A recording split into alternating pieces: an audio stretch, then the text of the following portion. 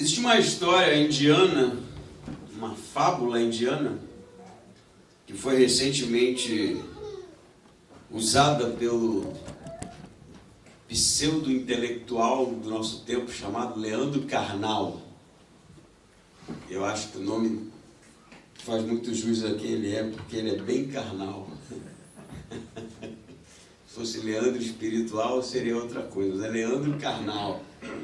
E a fábula que ele usa, cujo título é Não Podemos Conhecer a Verdade, é a fábula de 4 cegos, e que ouvem dizer que o elefante era um ser divino.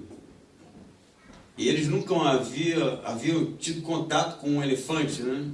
Até que, em determinado momento, eles têm a oportunidade de conhecer o elefante e a divindade. Então diz que o primeiro cego, tateando a parte que ele pode conhecer do elefante é a barriga do elefante. E para ele, a verdade, a divindade é um muro. Porque essa é a leitura que ele faz da pequena parte do elefante que ele toca. Para o segundo cego, em contato ali com a cauda do elefante, a verdade, a divindade era uma corda. Porque tudo que ele podia conhecer naquele momento era justamente a cauda. O terceiro vai ter contato com a tromba do elefante e na sua cabeça, na sua pequena, no seu pequeno mundo de cego, a divindade era uma cobra. E o último cego, em contato com o marfim do elefante, chega à conclusão que a divindade e a verdade era uma espada.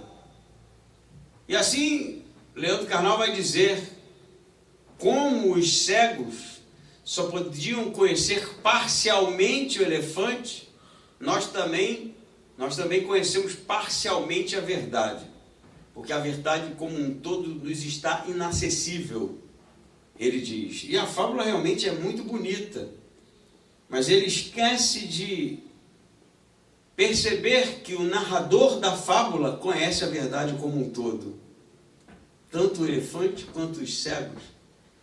E a fragilidade da fábula está justamente no fato de que se nega a verdade, quando na verdade, em se contando a verdade, vem à tona que o elefante nada mais é do que um elefante, não partes. Por que eu estou dizendo isso? Porque o desafio hoje do nosso texto vai ser justamente se prostrar, se render, se humilhar diante da verdade. Existe um livro do filósofo, teólogo, pastor brasileiro chamado Jonas Madureira, chamado Inteligência Humilhada. E ele vai trabalhar bem esse conceito de que a humilhação da inteligência, segundo ele, não é ser algo vexatório, mas é reconhecer que a integridade do conhecimento e da verdade está em Deus, e somente em Deus. Toda a liberdade que se pode conhecer, toda a verdade que se pode conhecer se encontra unicamente em Deus. E fora de Deus, na verdade, todo conhecimento é humilhação. Todo conhecimento é partes do elefante. Todo conhecimento nada mais é do que a distância ou o distanciamento daquilo que é real. Por isso, não falando demais nessa introdução, gosto do exemplo das árvores. Eu estava vendo uma seleção de fotos interessantíssimas sobre árvores que passaram por situações terríveis e continuaram de pé. E tem uma árvore no Japão que, mesmo depois de uma tsunami terrível, a árvore fica lá, ficou em pé, enquanto tudo ao seu redor foi destruído. Então os japoneses, eles construíram uma estrutura ao redor da árvore e aquilo virou um monumento à resiliência. Resiliência é justamente essa característica de apesar das intempéries, permanecer enraizado, fixo, sólido. E é sobre isso que o texto vai conversar com a gente. Como eu disse, abra sua Bíblia no livro de Salmos, capítulo 1, que diz assim: Bem-aventurado aquele que não anda no conselho dos ímpios, não se detém no caminho dos pecadores, nem se assenta na roda dos zombadores. Pelo contrário, seu prazer está na lei do Senhor, e na sua lei medita dia e noite. Ele será como árvore plantada junto às correntes de águas, que dá seu fruto no tempo certo e cuja folhagem não murcha. Tudo que ele fizer prosperará. Não é assim com os ímpios. Eles são como a palha que o vento dispersa. Por isso, os ímpios não prevalecerão no julgamento, nem os pecadores na assembleia dos justos, porque o Senhor conhece ou recompensa o caminho dos justos, mas o caminho dos ímpios traz destruição. Esse é o salmo que vai ser o salmo introdutório do livro. Há uma discussão sobre se o livro, depois de ser escrito, houve a necessidade de se produzir um salmo que definisse, que resumisse todo o saltério. Uns vão achar que o Salmo 1 foi escrito depois da produção literária de todo o saltério. Outros vão achar que não, que de fato ele foi escrito com a intenção de ser a introdução antes. E outros vão dizer que não, simplesmente o Salmo ele cai muito bem aqui onde está. Independente de qual tenha sido a intenção do escritor, o fato é que o Salmo 1 verdadeiramente é um resumo do saltério, que vai tratar todo o tempo de pecadores e de salvos, de santos e de perdidos, dos sábios e dos insensatos. E esse salmo é um salmo chamado de sapiencial. Apesar do livro de Salmos ser poético, não é assim como Cantares de Salomão, porque ele é construída, a sua estrutura ela é musical, apesar de no português a gente ter dificuldade para cantar literal isso aqui, né? Mas na língua original, no hebraico, no aramaico, eles cantavam os salmos. Os salmos eram músicas de louvor, e a estrutura na língua original ela pode ser muito bem harmonizada segundo a estrutura harmônica e melódica daquela terra. O fato é que é um salmo sapiencial porque ele tem sabedoria, não é? O escritor quer passar para a gente a sabedoria daquele que anda segundo Deus e não segundo a iniquidade. O versículo 1 do Salmo já começa com a palavra Makarios no grego, porque existe o saltério escrito em hebraico, não é? E existe a versão grega do Antigo Testamento, chamado Septuaginta, que é a tradução de todo o Antigo Testamento para o grego, feito pelos judeus, 70 judeus, por volta do ano 300 a.C. de Jesus. Por que eu cito o grego aqui e não o hebraico? Porque, não que o grego tenha primazia sobre o hebraico, mas o fato de que Jesus, quando citava o Antigo Testamento, citava em grego, porque era a língua comum, era a língua de mercado, era a língua comercial. E Jesus vai usar a palavra Makarios também nas bem-aventuranças. Bem-aventurado, não é? Bem-aventurado, bem-aventurado. E coincidentemente, não coincidentemente, óbvio, mas Jesus faz intencionalmente, pelo fato de Makarios estar permeando todo o livro de Salmos. Makarios não é simplesmente ser feliz, não é simplesmente ter uma bem-aventurança, como o português limitado que traduz.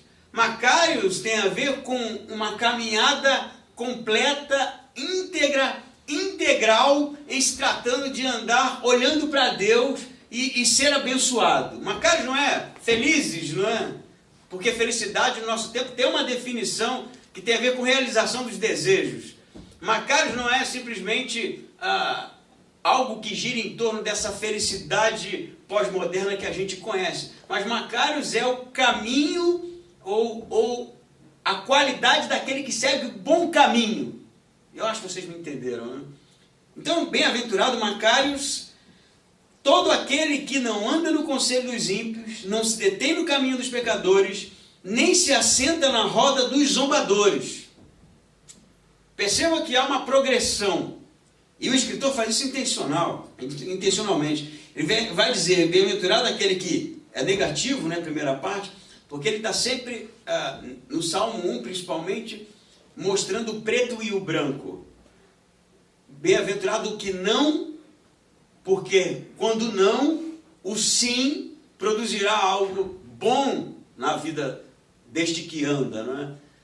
Ele vai mostrar a caminhada do justo e ao mesmo tempo ele compara com a caminhada do ímpio.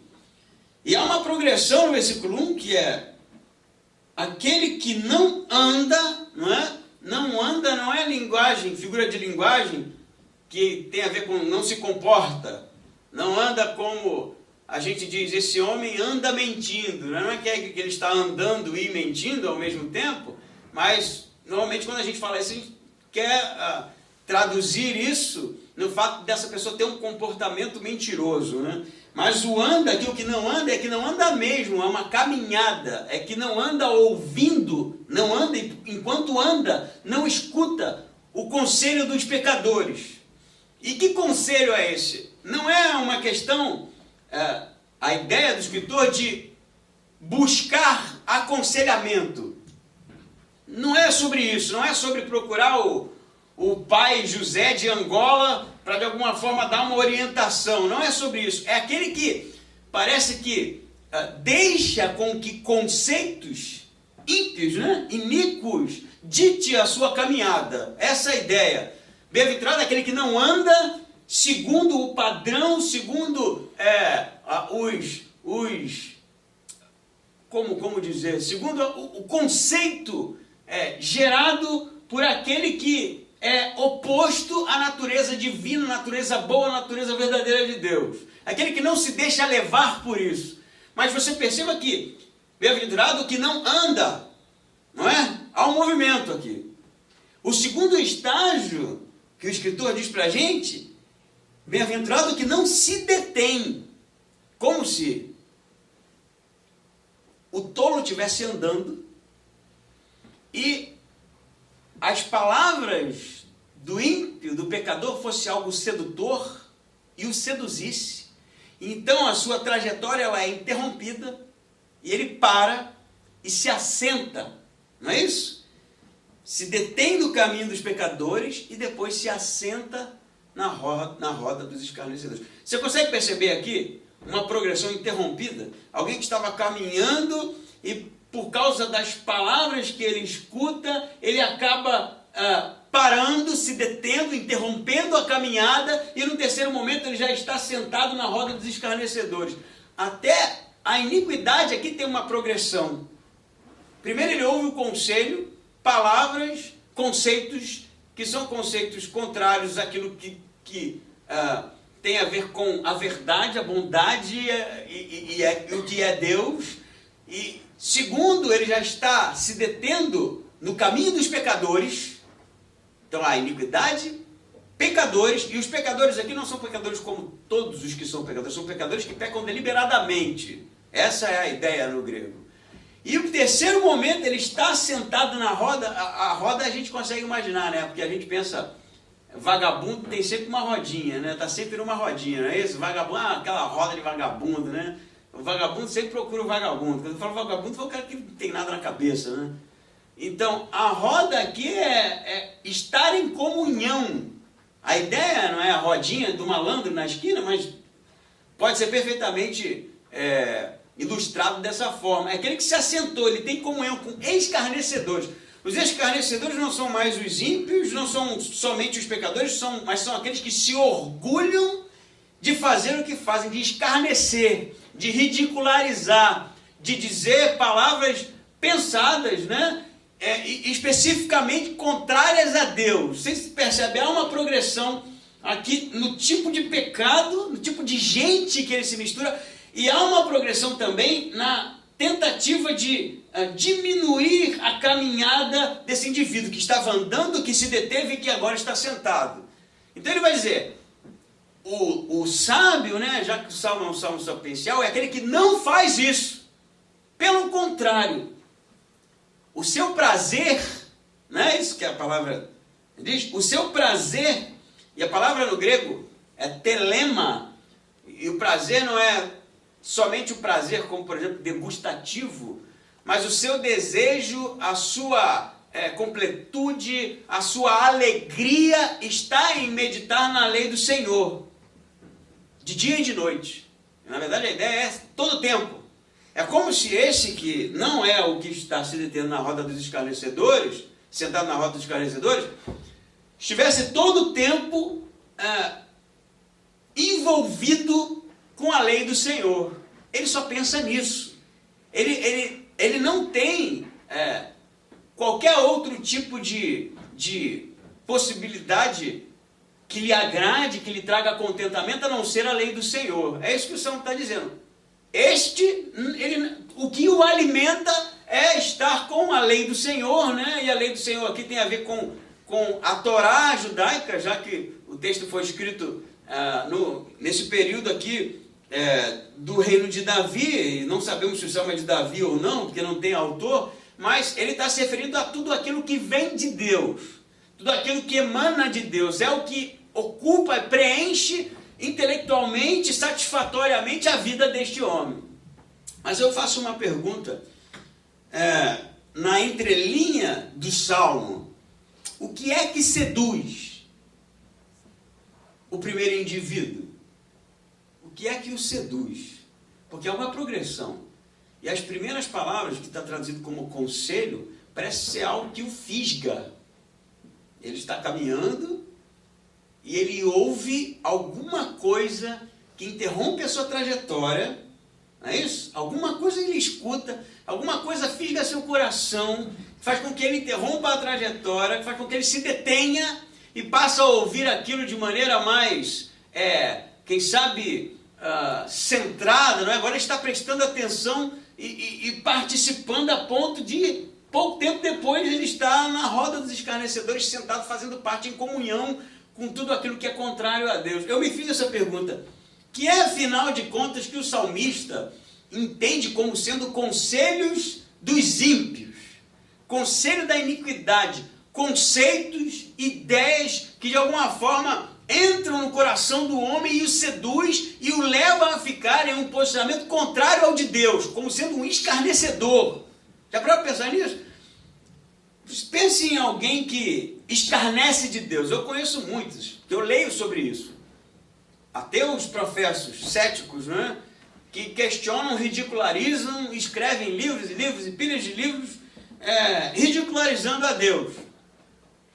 E motivos eu posso pensar em números, mas se você for fazer uma análise extremamente voltada para esse tipo de comportamento, e à luz da filosofia, à luz do conhecimento, a gente sabe que o ceticismo, o ateísmo, ele é uma visão, eu não vou ficar falando de filosofia aqui, mas só para dar uma força no argumento, insustentável. Pela filosofia, não estou nem falando de religião. Pela filosofia, o ateísmo, que é aquele que nega e que muitas vezes escarnece, é insustentável. E eu lhe digo por quê? Porque para você ser ateu, que é aquele que é contrário à divindade, não acredita, há de negação, teu de teos, né, de Deus, de divindade, o ateu, o não divindade, é aquele que não acredita na existência de Deus. Né? Simples. Mas para que ele não acredite na existência de Deus, ele precisa provar a não existência de Deus. E ele não consegue isso. Não tem como provar a não existência de Deus. Como que ele prova que Deus não existe? Porque, falávamos na escola bíblica, ausência de evidência não é evidência de ausência. Não é porque você não tem evidência da existência de algo que esse algo não existe. Porque você pode encontrar evidência depois. Ela pode estar inacessível para você agora, mas pode ser descoberta. Então, só para levar você a entender que, me parece que o que move o homem a ser um escarnecedor é o ego. Eu volto a esse ponto o tempo todo. O ego humano. O ego humano, meu amigo. Porque uma coisa é eu desafiar o Wagner para brigar comigo. Ué, Wagner, vamos fazer uma horinha ali, como diz no Rio, fazer uma horinha na mão, né? Eu não sou maluco de fazer isso, porque o Wagner vai me moer, né? Mas quando eu chamo o Wagner para briga, ele é meu adversário. Entendam o conceito? O Wagner agora é meu adversário. Me lembro uma vez, na escola, que série era aquilo? Quinta série, eu acho, sexta série, quinta série. E tinha um rapaz chamado Alexandre, eu não vou falar o nome todo do cara, né, porque vai, pô, Alexandre. E quase que eu falei, porque na escola a gente trata pelo segundo nome, né, então não vou fazer isso, que vai que isso aí chega ao ouvido do cara, né. E nós éramos adolescentes, né, e um dia ele me jogou uma caneta estourada, né, a carga estourada, sujou minha camisa. E aí eu, pô, uniforme branco, né, era blusa ainda, naquele tempo de botão. E eu falei, professor, olha o que o cara fez. Aí ele não gostou, porque eu falei para a professora, ele falou, vou te pegar lá fora. Filho de Deus.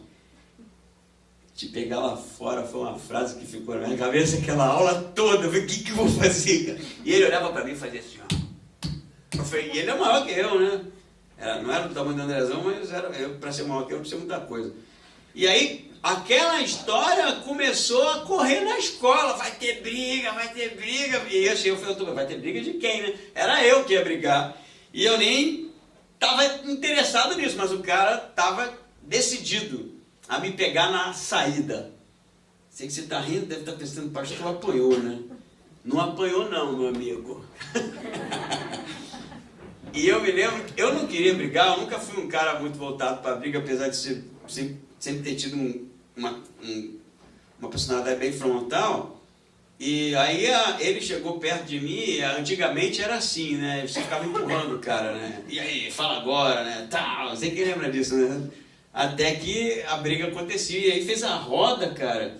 E eu lá, ele tirou a mochila, botou a mochila no chão, velho, já era, vai ter briga. E ele veio pra cima de mim, encostou, ficou pertinho assim, né? Ele era maior, eu tava mais ou menos nessa altura aqui, ele encostando a testa assim, ó, igual um boi brabo. E falando, e agora? Você falou para a professora, vamos resolver agora. Eu pensei, rápido, cara, eu vou apanhar aqui, ele não vai retroceder. Então, bicho, já que essa cara dele tá na minha frente, deu uma cabeçada no nariz do cara e a briga acabou ali. E aí foi os dois para a secretaria, ele com o nariz sangrando, e aí eu virei macho, peguei mesmo, bati e tal. Mas porque naquele momento ele achou que o adversário, que era eu, não era um cara de briga, né, fosse a coisa mais fácil do mundo, a gente estava igual ali, né. O que eu estou querendo dizer é que quando você chama o outro para briga, você se iguala como adversário dele. Uma coisa é eu chamar o Wagner para briga, outra coisa é eu chamar o Anderson Silva. Anderson Silva, eu quero brigar com você. Ele nem vai aceitar. Ele não vai aceitar porque ele sabe que, ainda que ele tenha mais capacidade que eu, no dia que ele for pro ringue comigo, ele está igual a mim. Somos adversários. E vai que ele apanha. Você riu, eu batendo no Anderson Silva, imagina isso. Vai que ele apanha, meu amigo. Então o cara não vai aceitar nunca esse papel, porque normalmente o cara que desafia o Anderson Silva, ele está querendo um status no nível do Anderson Silva. O que isso tem a ver com ceticismo? Por que se nega a existência de Deus? Porque quando eu falo que Deus não existe, eu me elevo como adversário de Deus. Está entendendo a ideia? Eu sou o contrário a Deus, eu sou o adversário. É uma busca por reconhecimento. Porque se eu não acreditasse, por exemplo, em gnomos, o que não acredito, eu não escreveria livros sobre gnomos. Para quê? Eu não acredito nisso. Então isso não me interessa. Mas a pessoa, então, eu estou falando do cético para ilustrar para você que o que move ele é o próprio ego dele. Ele quer ter reconhecimento, ele quer ser aquele que aponta e diz, Deus não existe, porque eu estou dizendo, por isso que se produz tanta literatura. E o que isso tem a ver com a gente? Aquele que tem o caminho interrompido, ele tem o caminho interrompido porque me parece, segundo essa análise feita aqui, que aquilo que ouve-se é sedutor. Por isso ele para. Ele não para porque ele está sendo xingado. Ele não para porque ele está sendo esculhambado. Ele para porque ele está ouvindo alguma coisa que de alguma forma o atrai. E eu acho que é disso porque o prazer do outro está na lei do Senhor. Ele gosta, e a lei do Senhor é algo maior que ele, não é? Algo muito mais excelente que ele, e é o que o motiva, é o que o conduz. O tolo não, o tolo é seduzido por uma voz que o atrai, porque parece ser muito conveniente segundo o que ele quer ouvir. Quem é que lembra do filme Advogado do Diabo? Quem viu o Advogado do Diabo? Quem não viu, assista esse filme. É com Keanu Reeves, né, e o Al Pacino. O Al Pacino é o diabo no filme, só que o Al Pacino faz o papel de Al Pacino sempre. Ele é sempre o Al Pacino em qualquer filme que ele faz, né? E a tônica do filme é a vaidade. É o próprio ego dele. O diabo, no filme, né? Eu lembro que eu fui ver esse filme e não sabia que era disso que se tratava. Estava em cartaz, que no Rio era conhecido, e eu fui ver o filme e saí tonto. Eu saí tonto. Porque o diabo fala, no final, né? Vaidade, o pecado que eu mais gosto. Porque é só você dar uma pincelada, velho, que a gente se enche. É só... Cara, você pensa, o que atrai o tolo, e esse que é o oposto a Deus, é quando ele ouve, sabe o quê? Eu penso, cara, você é o cara. Você é o cara, velho. Esse pessoal não te merece, não. O que você está fazendo nisso aí? Você é bom pra caramba. Quem nunca ouviu isso? Eu já ouvi isso pra caramba. Não que seja bom, né? Era o diabo.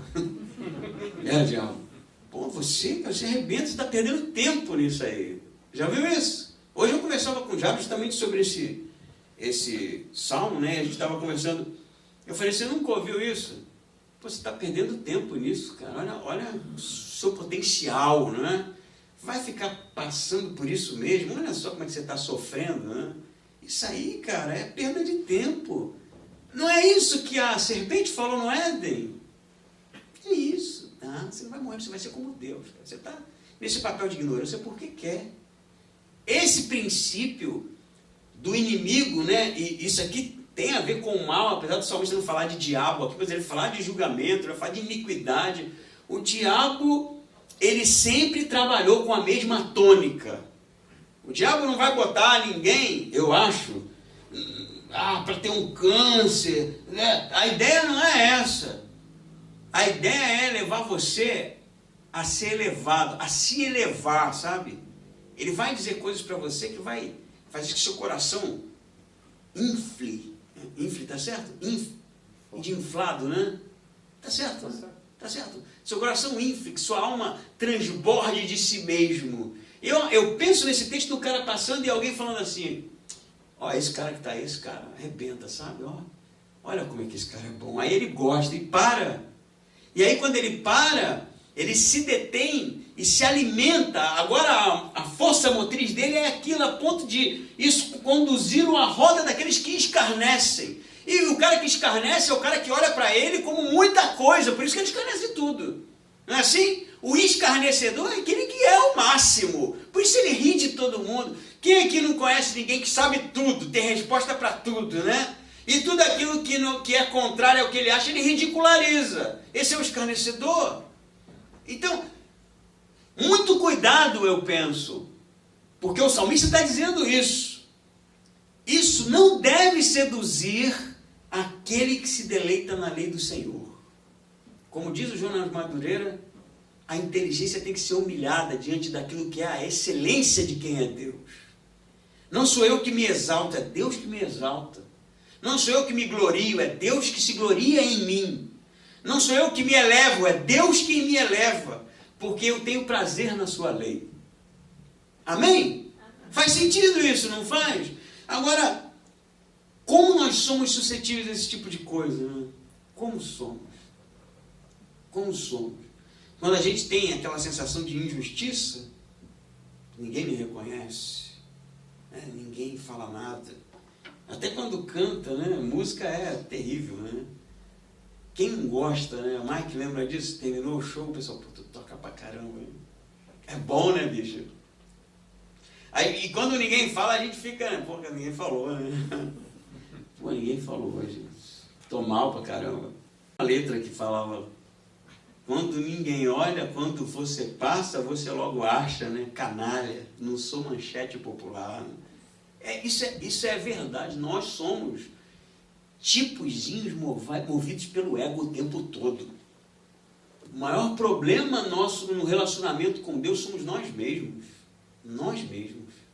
A gente é vítima, nós somos injustiçados, nós somos, não somos entendidos, somos sempre vítimas. Isso é murmúrio. Ah, Deus, olha só. Cara, aquele que se deleita na lei do Senhor, ele está feliz com Deus, ele está feliz, porque Deus é tudo para ele, isso é o melhor que se pode encontrar, entende? Cara, Ele pensa em Deus dia e noite.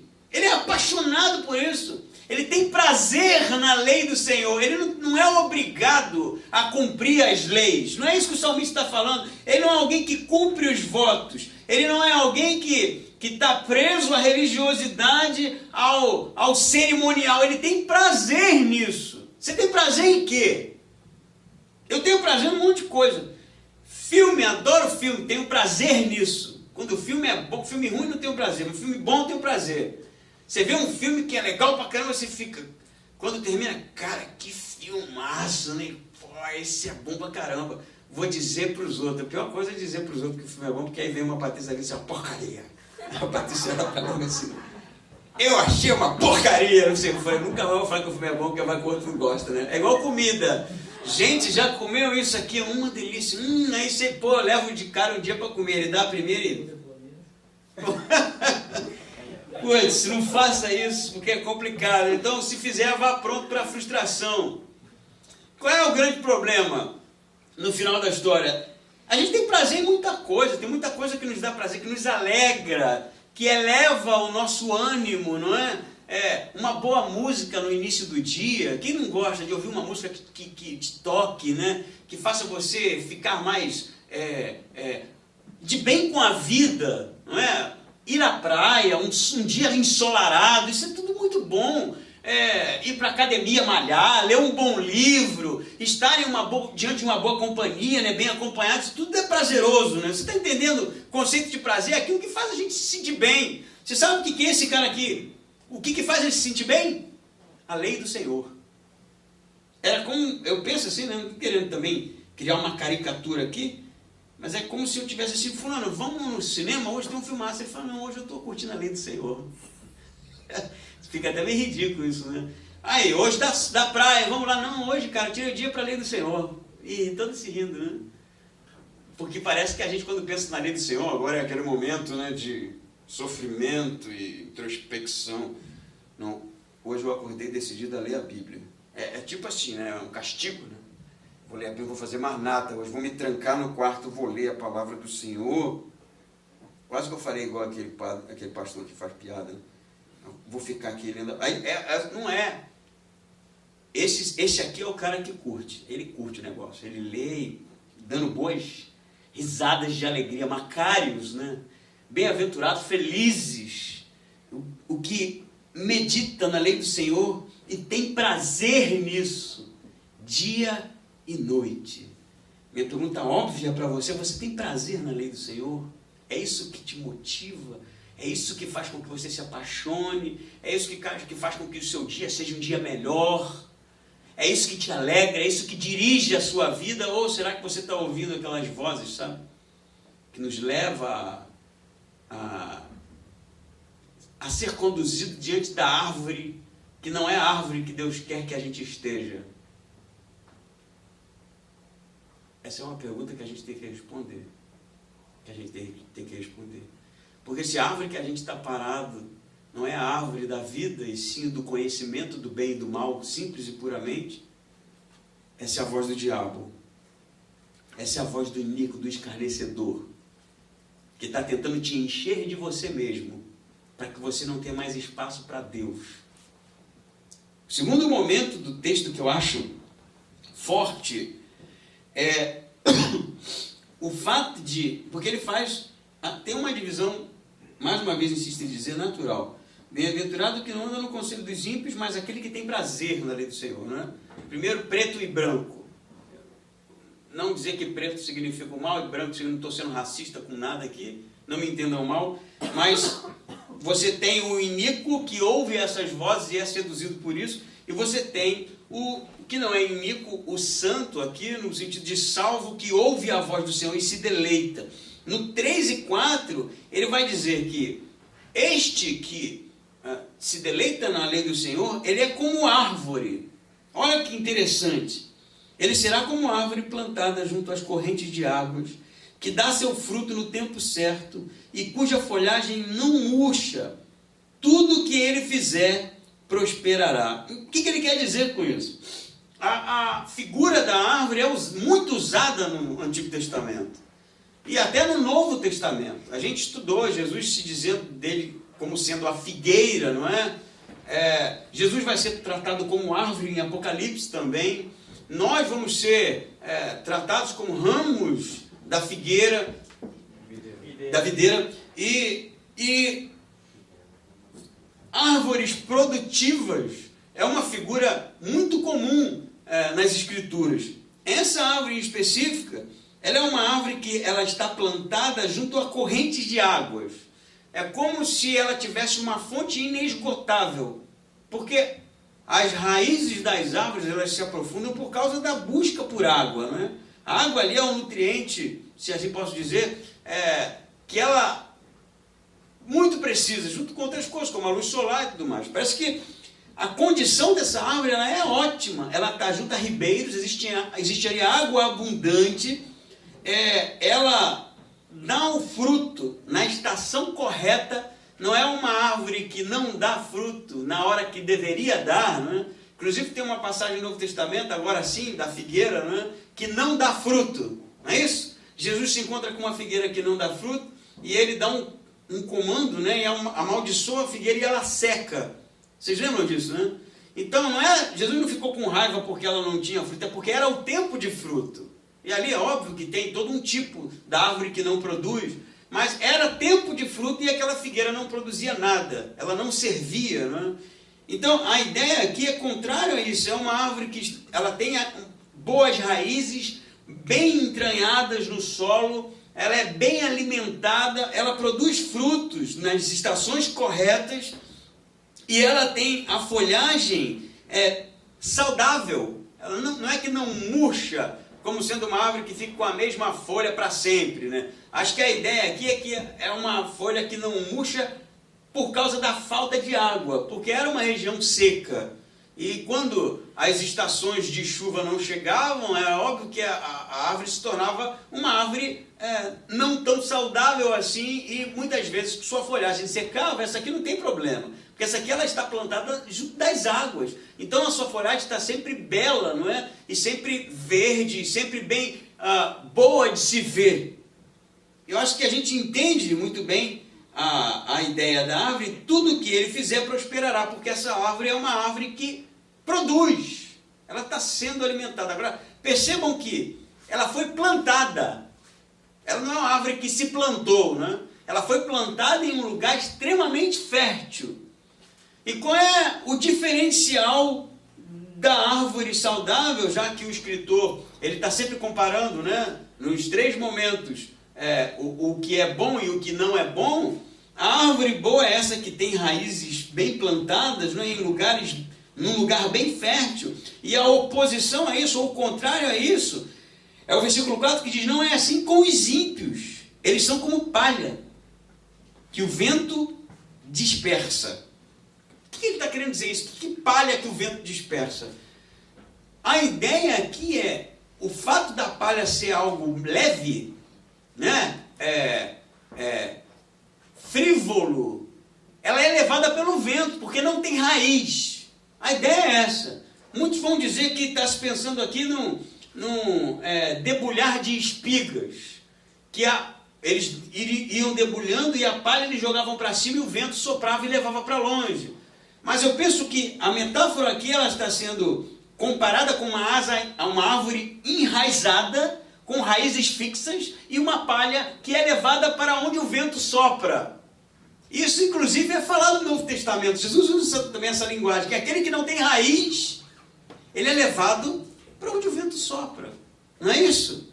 Então, se no primeiro momento, aquele que se deleita na lei do Senhor é aquele que tem prazer em Deus, e a voz que ele ouve é a voz de Deus, contrário ao iníquo que é levado pela sedução de um sistema completamente contrário ao de Deus. No segundo momento ele vai dizer que a árvore saudável é a árvore que tem raízes fincadas em um lugar cujo alimento ele não perece. E é óbvio que ele está falando de Deus aqui, a gente entendeu. A árvore está plantada em Deus, na lei do Senhor, no Yahweh Todo-Poderoso. E a árvore é o santo, o crente, o indivíduo que é salvo, que se deleita.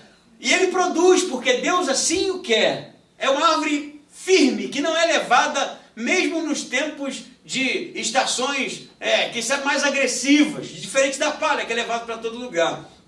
Me leva a pensar justamente no que eu havia falado na introdução, de como algumas árvores elas resistem às intempéries. Você sabe que teve uma exposição em São Paulo chamada Japan House, é o nome da exposição. E a árvore escolhida para representar o Japão foi o bambu. E eles fizeram várias obras de artes, né? Trançando o bambu e tal.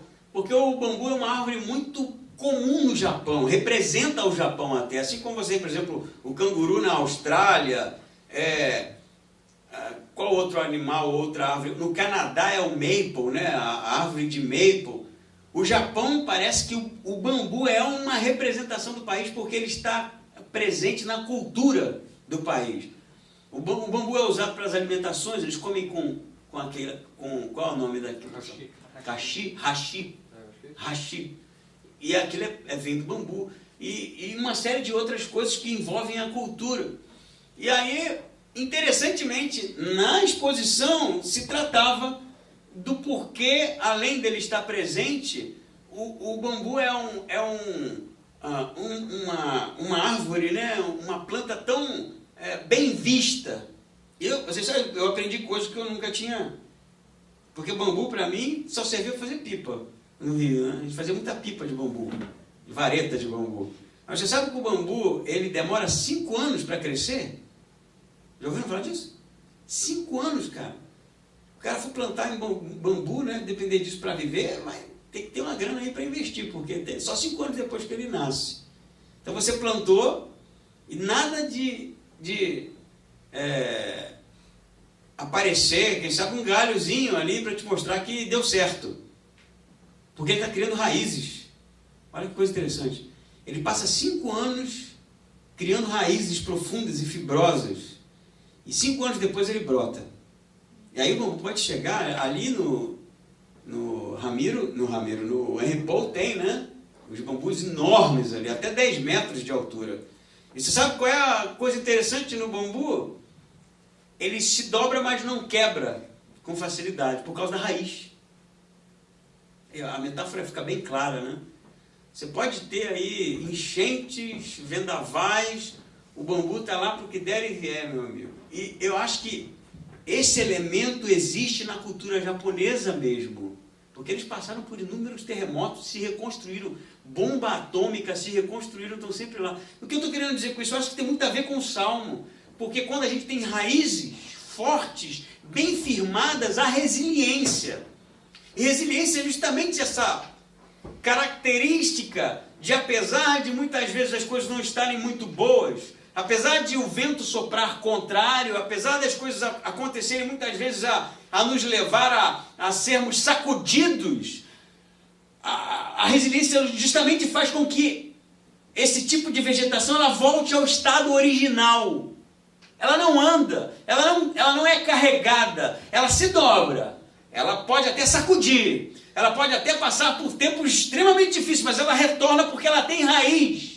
E Jesus vai falar isso porque aquele que tem raiz em si mesmo, e a ideia do texto é justamente raízes profundas em Deus, esse de maneira alguma padece, ele não é levado para onde o vento sopra, ele não é seduzido por qualquer coisa, ele não é levado para qualquer direção. E eu acho que você está me entendendo. O grande desafio do escritor é sermos a árvore, não a palha. Sermos a árvore e não a palha. Eu desconfio muito de crente que já passou em 15, 20 igrejas e nenhuma prestou, sabe? Conhece esse tipo? Cara, tu vê o histórico do cara, velho, meu Deus, o cara foi tudo, né? Presbiteriano, católico, adventista, espírita, macumba, o cara foi tudo. E eu fico assim, mas por que nada deu certo, cara? Que coisa estranha. Não estou dizendo que é a história de todo mundo, mas que é esquisito. Porque me parece que muitas vezes a gente fica sendo conduzidos, né? E, quando eu falo a gente, estou usando uma figura de linguagem para esses que se comportam assim, sendo conduzidos para lá e para cá. Porque parece que muitas vezes aquilo que alimenta esse tipo de árvore não é Deus, é Ele mesmo. É Ele mesmo. Por isso que ele é levado para lá e para cá, por isso que ele é como palha, por isso que para onde o vento sopra ele vai, sabe? Já pensaram nisso? Nunca dá bom. Quem sabe dá bom quando alguém lhe enche de elogios. Ai, você, se você não tiver, nem acontece. Ai, se você não tiver aqui, não é a mesma coisa. Você é tão especial, né? Tão especial. Parece que esse tipo de motivação, ela na verdade gera raízes extremamente superficiais. Por isso que o vento sopra, por isso que é palha, por isso que vai para qualquer lugar. Agora, aquele que está fincado em Cristo, e eu posso fazer aqui esse salto para o Novo Testamento, né? Que tem suas raízes firmadas em Deus, não interessa o que aconteça. Não interessa o que aconteça, porque é Deus quem é o seu alimento principal, é Deus quem é a sua motivação, é Deus quem é o seu combustível. Amém? Amém. E eu penso que tem que ser isso, gente. Tem que ser isso. Porque o que não é isso, na verdade, não é nada. Não é nada. Eu não estou dizendo que essa igreja é a certa. Você tem que ficar aqui. Se você sair daqui, você é a palha. Eu não estou dizendo isso. Estou falando de Deus. Eu acho que a gente se conhece bem pouco, sabe? E a gente toma um tanto faz um tanto de decisão, escolhe tanta coisa, mas não faz a avaliação que deveria fazer. O que é que está motivando a gente fazer ou andar desse jeito que a gente está andando? Porque na maioria das vezes, se você for honesto, é ego. Ego. Na maioria das vezes é ego. É você mesmo. A causa é você. A causa é você. Por isso você está triste. Tu vai escrever um livro assim, é o Timothy Keller. Ego é o título do livro. E ele vai trabalhar justamente esse conceito, e certíssimo, na mosca, que o problema de autoestima, ou de baixo autoestima, hoje é ego. E ele vai respaldar a sua opinião com artigos e artigos sobre isso. A baixa autoestima, na maioria das vezes, tem a ver com a falta de reconhecimento, de sentir-se bem aceito. É ego, é o que trata, é a gente entender. Eu não quero aqui ser um psicólogo, porque não sou teólogo. À luz da teologia, o que pode curar o seu problema de ego é Deus. É Deus. Porque quando você entender que a maneira de se sentir realizado é quando você é reconhecido e conhecido por Ele, é amado por Ele, o resto não interessa mais. Eu posso falar isso aqui, eu acho. Ver como eu posso falar sem complicar as coisas, né? Eu vi essa semana pessoas recebendo medalhas por parte da convenção. Os líderes do ano, alguma coisa assim. E aí foram chamados à frente, né? E a convenção deu medalhas ali de honra ao mérito. Aí, bonito, né? Tem gente que realmente se destaca. Mas eu fiz uma pergunta para mim, né? Faço aqui, será que se Paulo, o apóstolo, tivesse presente, e vem aqui Paulo receber uma medalha, será que ele iria? O que você conhece do apóstolo? Será que ele iria receber uma medalha porque o que ele fez era algo que vale o nosso reconhecimento? Pensa nisso. Eu acho que isso é o contrário à teologia dele. Porque todo o reconhecimento que ele buscava estava em Deus, não em homens. Eu não estou dizendo que ser elogiado é algo ruim, né? Eu acho bacana, né? Às vezes vocês falam isso para mim, pô, pastor, a mensagem foi boa, me tocou, isso é bom de se ouvir. Às vezes eu falo isso para você, pô, você mudou muito, né? Eu tenho visto Deus agir na sua vida, isso é bom. Mas isso não pode ser o que nos move, sabe? Isso não pode ser o nosso combustível. Porque se for, você não está com raízes em Deus. Você está com raízes em si mesmo. E no dia que o elogio não vier, e no dia que o reconhecimento não vier, você se frustra. E sofre. E aí entra em depressão, brother. Porque, caramba, ninguém me ama. Não pode ser isso. Aquele que tem raízes em Deus é alimentado por Deus. E Deus é o combustível maior para ele. Eu vou avançar. Porque eu falei da palha, né, daquele que não tem raiz em si mesmo. Mas o versículo 5 e o 6, mais uma vez, ele vai falar dessa comparação. E ele diz assim: por isso os ímpios não prevalecerão no julgamento, nem os pecadores na assembleia dos justos. há um julgamento aqui, e o julgamento que o escritor está usando é um julgamento público, né, do seu tempo. E ele vai dizer assim, porque o Senhor recompensa o caminho dos justos, ou conhece o caminho dos justos, mas o caminho dos ímpios traz destruição. Então a ideia dele aqui nesse terceiro momento é um julgamento público do seu tempo, e o ímpio não prevalece. Algumas versões não se levanta, porque a ideia no original é justamente ele não tem o que dizer no julgamento. É como se tivesse uma causa sendo julgada contrária a ele, ele está sendo réu ali e... Viu? Aí Deus falando aí. Não é, né? Mas a ideia aqui é que o argumento que foi colocado, as evidências que são colocadas nesse julgamento, elas são tão contundentes que o ímpio, o injusto, ele não tem o que dizer. Por isso que ele não se levanta, por isso que ele não prevalece. É isso que ele está dizendo aqui.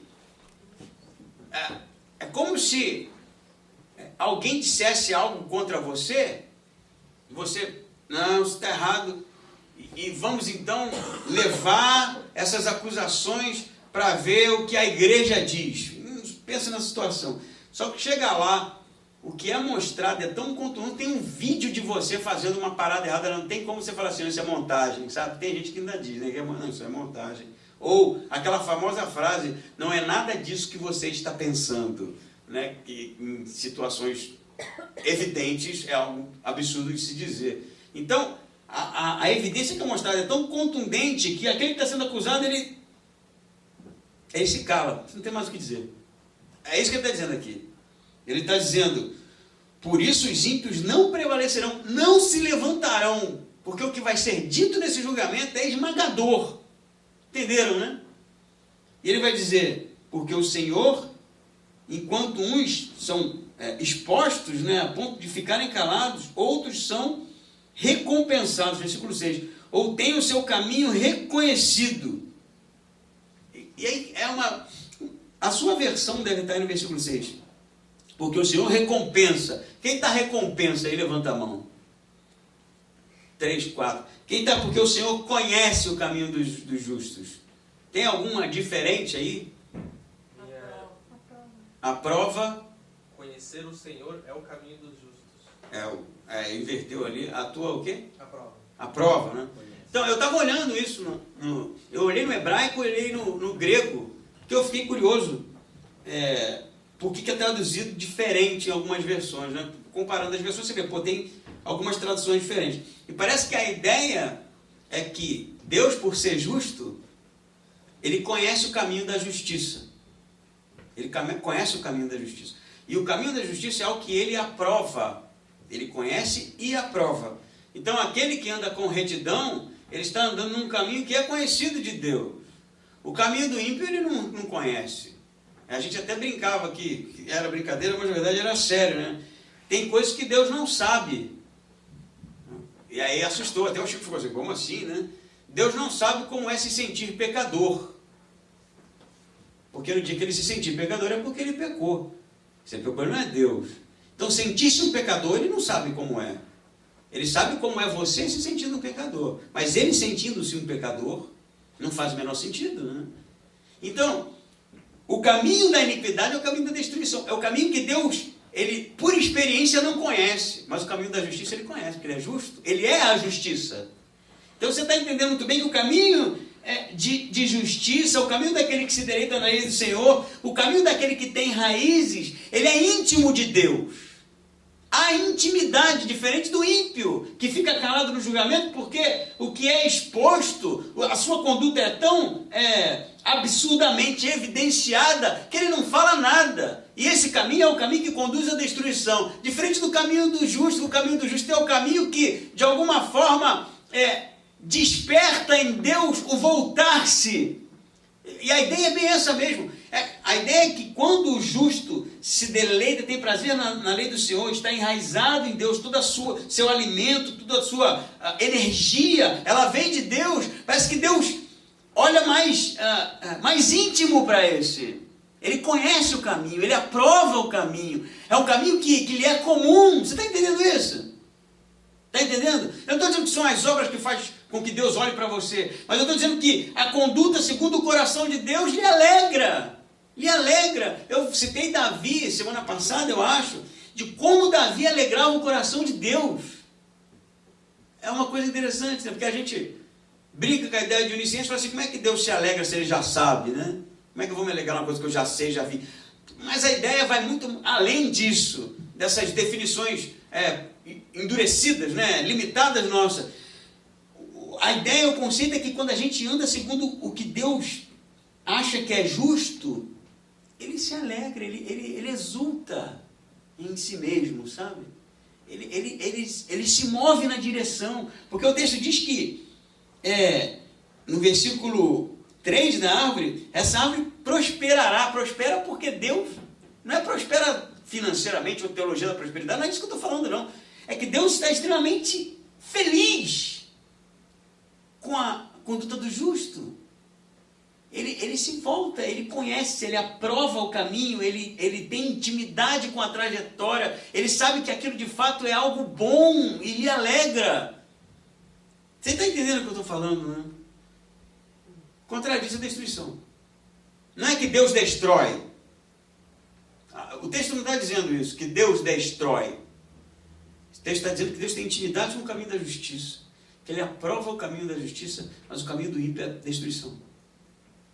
É destruição. O que é o caminho do ímpio? O caminho do ímpio é o contrário a andar no caminho íntimo de Deus. É a trajetória contramão. O caminho do ímpio é, voltando ao que o Salmo está dizendo, é aquele que é seduzido, aquele que é levado, aquele que é conduzido para longe de Deus. O caminho do justo é aquele que se deleita, aquele que se apaixona, aquele que Deus é tudo para ele. Eu me lembro, contei essa história uma vez, eu acho que vai ilustrar muito bem o final aqui. Uma vez, Dia das Mães, eu criança, senti vontade de dar um presente para minha mãe. Criança, acho que o Luca até herdou essa coisa, né? Ele vive montando bichinho para lá e para cá com peça de montar, adora quebra-cabeça. Eu fiz um coração de uma pedra de calcário. Contei isso aqui um dia, né?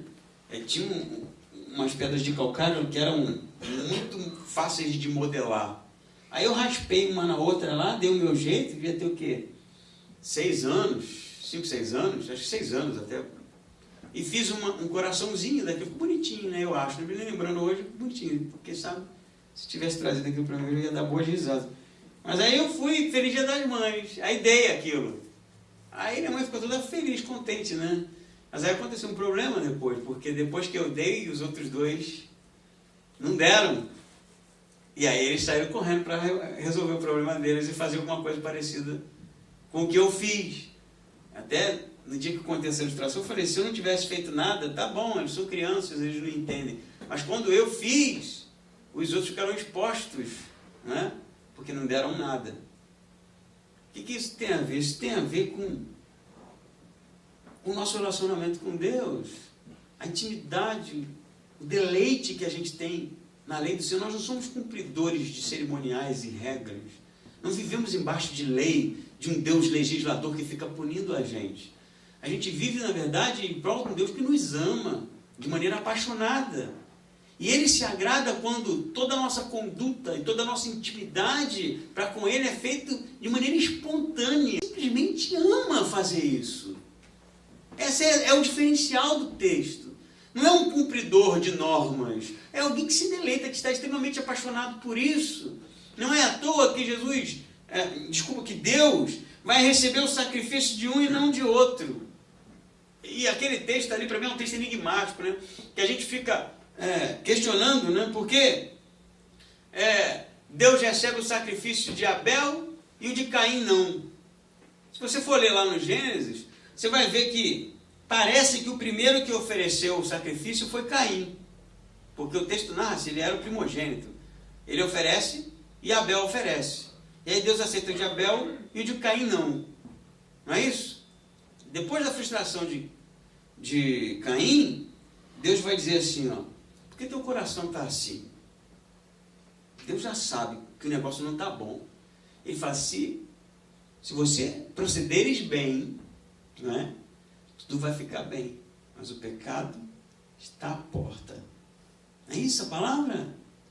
Deus, ele se agradou do sacrifício de um, mas ele não disse em nenhum momento que nunca se agradaria de nenhum sacrifício de Caim.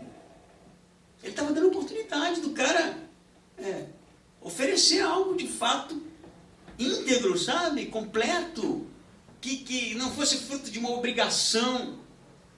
Mas ele vai dizer também, se você proceder bem, cara, a gente vai estar bem sempre. O seu coração agora está sendo testado, sabe? O pecado está à porta. Aquela vozinha, o ego está latejando e Deus sabe assim, cara, tu tem a oportunidade de mudar isso. Não ouve essa voz, não ouve esse negócio. Já deu problema, mas ele vai e faz. Movido pelo eu.